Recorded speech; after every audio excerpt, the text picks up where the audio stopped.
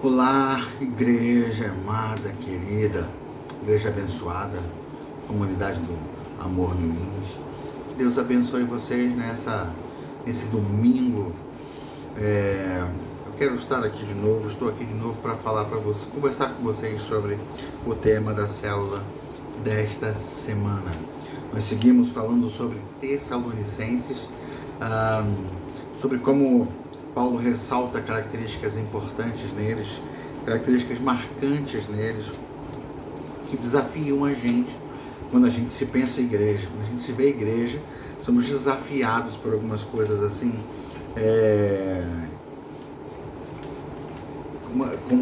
desafiados por testemunhos, assim como da igreja de Tessalônica. Nós falamos na semana passada sobre o trabalho que resulta da fé. E hoje nós vamos falar sobre o esforço motivado pelo amor. Eu queria começar fazendo uma pergunta para você. Obviamente que é pergunta retórica, né? Você não tem como me responder. Mas uma pergunta que te faça pensar.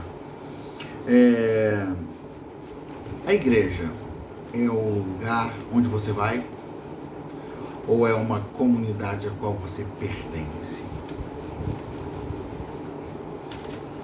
É um lugar onde você vai, onde você frequenta, ou uma comunidade a qual você pertence? O pertencimento é uma chave. A família nós pertencemos, né? Alguns lugares a gente visita, alguns lugares a gente frequenta. A família a gente pertence. Em alguns lugares que a gente frequenta, a gente até toma cuidado com a maneira como fala. Por quê? Porque a maneira como a gente fala, a maneira como a gente se comporta, vai influenciar diretamente na nossa aceitação. A maneira como a gente se comporta vai definir, vai determinar se nós seremos aceitos por aquele grupo ou não. Mas família é alguma coisa tão diferente, a gente se sente tão pertencido, como é que fala isso, né? A gente percebe de tal forma esse pertencimento, né? Pertencente, a gente se sente tão pertencente a uma família, que a gente até nem cuida muito, isso é um equívoco terrível, a gente nem cuida muito da maneira como fala, né? Porque é tipo assim, na família vão ter que me aturar, né? É tipo assim, na família eu posso ser eu mesmo, eu posso ser o chato de sempre, eu posso perturbar mesmo, eu posso mostrar que eu sou um tanto egoísta, eu posso deixar de fazer uma coisa pelo bem comum, porque, quer dizer, eu pertenço. Eu não vou abrir mão deles, nem vão abrir mão de mim, né? O pertencimento gera uma compreensão diferente. Não deveria gerar essa compreensão que faz as pessoas serem negligentes e descuidadas umas com as outras, né?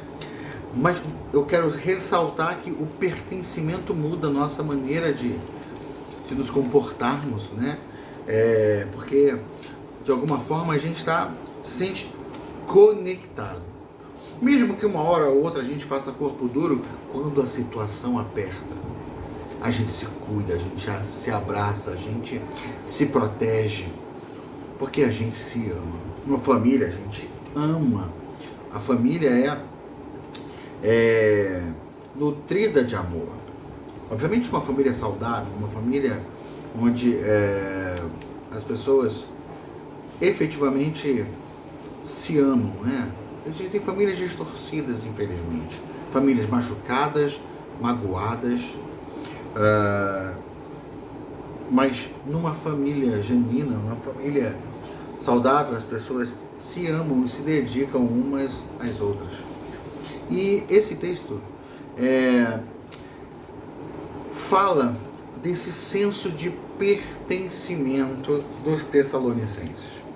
Bom, o texto do 1 Tessalonicenses capítulo 1 começa falando, Paulo, né, dando graças a Deus pelos Tessalonicenses. No versículo 2, aliás, no versículo 2 ele dá graças, no versículo 3 ele faz esse destaque, né, das características dos Tessalonicenses. Vocês têm demonstrado o quê? O trabalho que resulta da fé, o esforço motivado pelo amor e a perseverança proveniente da esperança em nosso Senhor Jesus Cristo. Ele diz, nós sabemos, irmãos, amados de Deus, que Ele os escolheu, versículo 4, porque o nosso Evangelho não chegou a vocês somente em palavra, mas também em poder, no Espírito Santo, em plena convicção. Paulo está dizendo, a gente sabe que Deus escolheu vocês, porque Deus não poupou maravilhas. Ele não deixou a gente só na palavra, não. A gente foi lá, falou, mas Ele não deixou a gente na palavra. Ele manifestou o Espírito dele de forma muito especial, ou seja, eu tenho convicção de que Deus realmente queria essa obra, queria esse trabalho entre vocês, queria se mover na vida de vocês. Deus queria muito isso e derramou do seu Espírito. Aí ele fala, de fato vocês se tornaram nossos imitadores e do Senhor, pois apesar de muito sofrimento receberam a palavra com alegria que vem do Espírito Santo. Assim tornaram-se modelo para todos os crentes que estão na Macedônia e na Caia. Ou seja, Paulo está dizendo aqui que o Evangelho chegou lá por meio de muito sofrimento, né? As dimensões desse sofrimento a gente não conhece, né?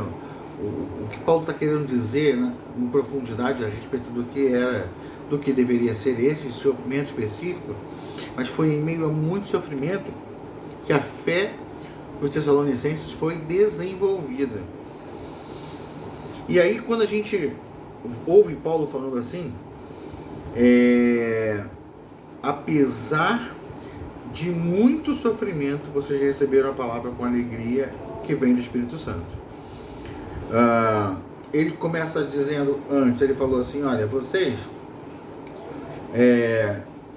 realmente era plano de Deus a gente fazer essa obra entre vocês, porque a gente não chegou só no discurso, não. Deus derramou da sua presença. E de fato, a prova de que Deus derramou muito da sua presença é a obra maravilhosa que a gente vê acontecendo na vida de vocês. Ele fala, de fato, vocês se tornaram nossos imitadores, vocês tiveram o posicionamento de abraçar o Evangelho de forma muito intensa, muito profunda, e se dedicar a essa obra, e de tal forma que vocês se tornaram nossos imitadores do próprio Senhor. Apesar do muito sofrimento, vocês receberam a palavra com alegria que vem do Espírito Santo. Qual foi a consequência disso? De mesmo com o sofrimento, vocês terem insistido, de terem recebido a palavra. Qual foi a consequência disso? Vocês se tornaram modelo para todos os crentes que estão na Macedônia e na Caia. Ou seja, eles, por aquilo que receberam de Deus, da maneira como receberam, da maneira como se dedicaram àquilo que Deus estava fazendo, eles cresceram, amadureceram em sua fé e se tornaram uma referência, um modelo, uma igreja que era apontada como uma referência, né? Aí Paulo vai falar sobre o trabalho deles, olha. Porque partindo de vocês, propagou-se a mensagem do Senhor na Macedônia e na Caia. Não somente isso, mas também por toda parte tornou-se conhecida a fé que vocês têm em Deus. Vocês propagaram a mensagem, levaram a palavra do Senhor e espalharam essa mensagem, o trabalho missionário. E vocês, nesse processo, ficaram conhecidos. Os Tessalonicenses são gente que trabalha, são gente dedicada, são gente que ama realmente a causa do Evangelho. O resultado disso é que não temos necessidade de dizer mais nada sobre isso.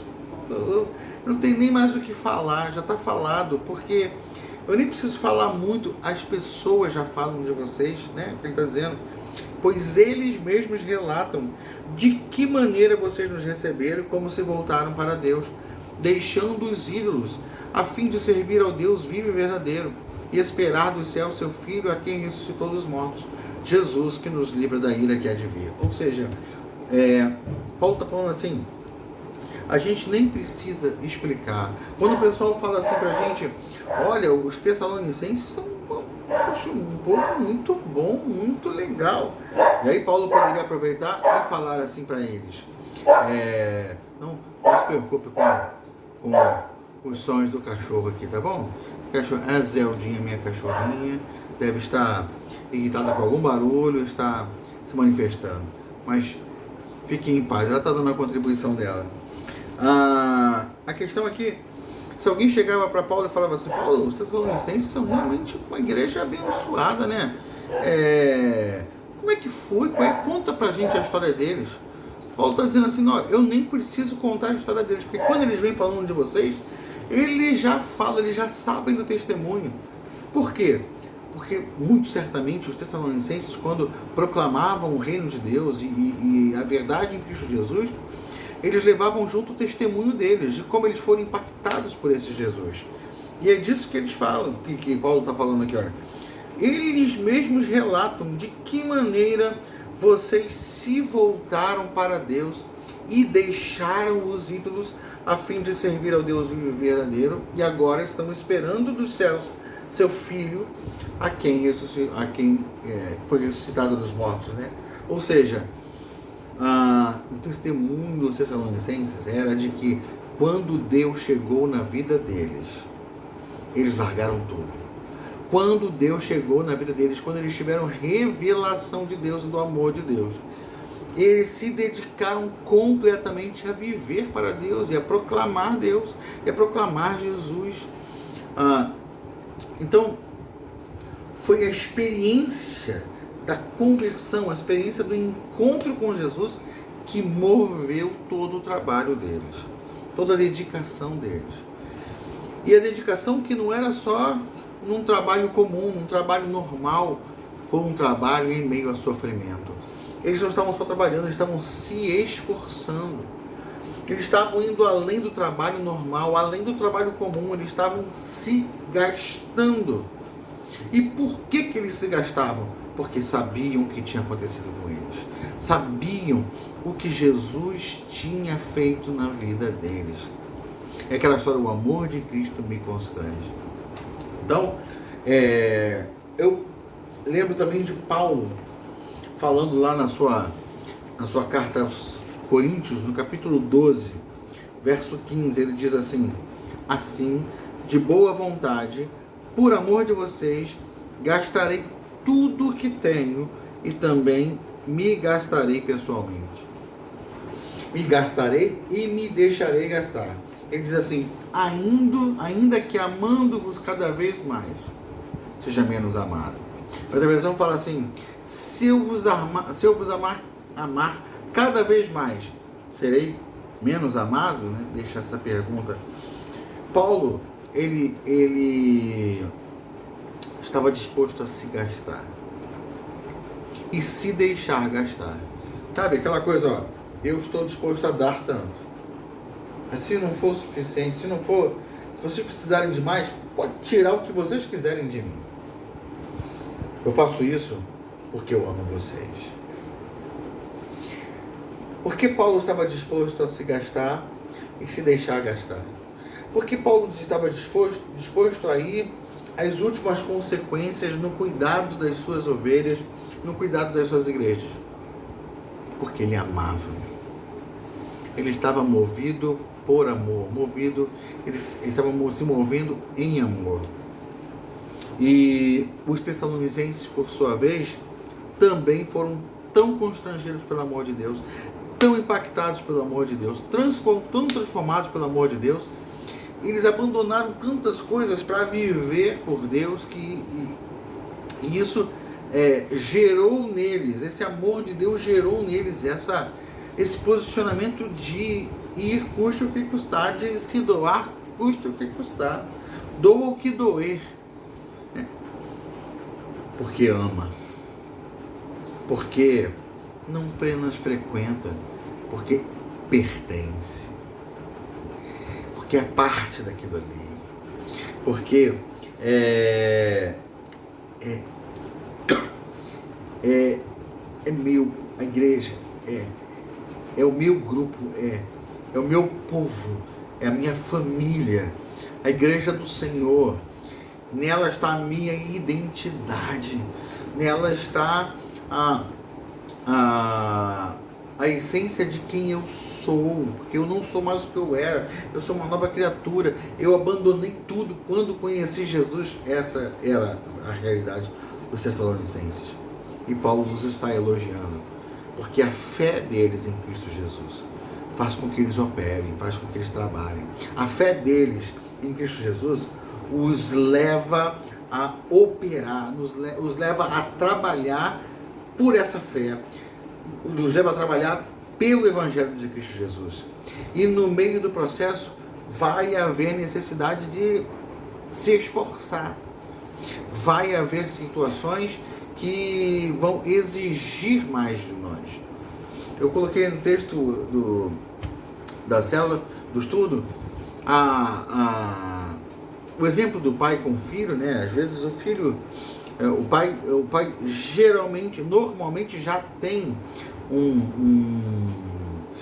muitas demandas pessoais relacionadas aos seus filhos, muitos gastos financeiros relacionados aos seus filhos. Então já tem uma demanda de trabalho, uma demanda de atividades, uma demanda de disponibilidade para cuidar dos filhos, para atender os filhos, para acompanhar os filhos. Mas tem horas que os filhos exigem um pouco mais por uma enfermidade, por um problema qualquer, por uma dificuldade em alguma área. Vai ter uma hora que a gente vai ter que se esforçar para além do que estava previsto. E às vezes a gente, que é pai, lembra de noites passadas em claro, a gente lembra de filas intermináveis para conseguir uma vaga de alguma coisa, alguma escola. A gente lembra de tantas vezes em que nos esforçamos tanto pelos nossos filhos. Esse esforço foi por quê? Porque amamos. O amor nos leva à dedicação. Paulo reconhecia nos Tessalonicenses esse esforço que era motivado pelo amor.